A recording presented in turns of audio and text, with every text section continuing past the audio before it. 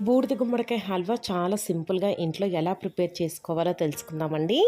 ముందుగా బూడిద గుమ్మడికాయని చక్కగా చెక్కు తీసుకోవాలి. ఆ తర్వాత అందులో గింజలను కూడా తీసి చక్కగా ఈ విధంగా వీడియోలో చూపిస్తున్నట్లుగా చక్కగా తురుముకోవాలి. ఆ తర్వాత ఈ తురుముని చక్కగా చేతితో పిండి నీటిని పక్కన పెట్టుకొని ఆ పిండిన తురుమును చక్కగా ఈ విధంగా వీడియోలో చూపిస్తున్నట్లుగా నెయ్యి వేసి చక్కగా వేయించుకోవాలండి. ఈ తురుము అనేది వేగిన తర్వాత మనం పిండిన నీటిని కూడా దీనిలో చక్కగా వేసుకోవాలి. నీరు మొత్తం చాలా దగ్గర పడిన తర్వాత మన టేస్ట్కి తగ్గట్టుగా మనము పంచదార, యాలకుల పౌడర్ అనేది వేసుకోవాలి. ఆ తర్వాత టేస్ట్ కోసం చిటికెడు రాళ్ళ ఉప్పు కూడా వేసుకోండి. టేస్ట్ అనేది చాలా బాగుంటుంది. ఈ స్వీట్నెస్ అనేది మనం తినే స్వీట్కి తగ్గట్టుగా కొంచెం ఎక్కువైనా కూడా వేసుకోవచ్చండి. ఈ స్వీట్ అనేది ప్యాన్ నుంచి చక్కగా సపరేట్ అవుతున్నప్పుడు మనం స్టవ్ ఆఫ్ చేసుకొని సర్వ్ చేసుకుంటే చాలా టేస్ట్గా ఉండే స్వీట్